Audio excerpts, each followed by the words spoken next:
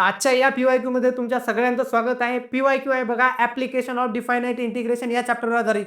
तर या ठिकाणी बघा या क्वेश्चनमध्ये आपल्याला काय विचारले गेलेले आणि या क्वेश्चनला आपण विदिन काही सेकंदमध्ये शॉर्ट ट्रिकच्या मदतीने काय करू शकतो, सॉल्व्ह करू शकतो. तर या ठिकाणी बघा क्वेश्चनमध्ये काय विचारलेलं आपल्याला, the area of the region included between the parabola. या ठिकाणी बघा पॅराबोलाचं इक्वेशन दिलेलं आपल्याला y² is equals to 8x and x² is equals to 8y. ज्या पण वेळेस बघा आपल्याला पॅराबोला या पद्धतीनं दिलेले असतील, या ठिकाणी बघा हे जे इक्वेशन असणार आहे हे कोणाचं असणार आहे, राईट हँडेड पॅराबोलाचं जे काय असणार आहे बघा, y² is equals to 4ax.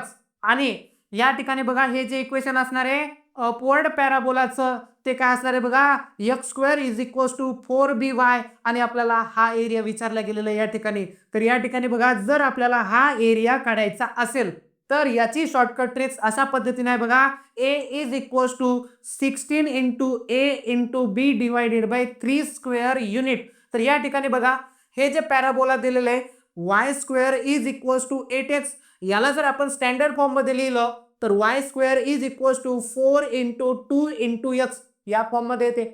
Similarly या पॅराबोलाला बघा x² इज इक्वल्स टू आपल्याला दिलेले बघा 8y, याला आपण लिहू शकतो x² is equals to 4 into 2 into या ठिकाणी काय येणार y. तर या ठिकाणी बघा a ची व्हॅल्यू आपल्याला मिळाली 2, या ठिकाणी बघा b ची व्हॅल्यू आपल्याला सुद्धा काय मिळाली 2. आता सिम्पली आपल्याला काय करायची आहे, या व्हॅल्यू या ट्रिक्स मध्ये काय करायच्यात, पुट करायच्यात.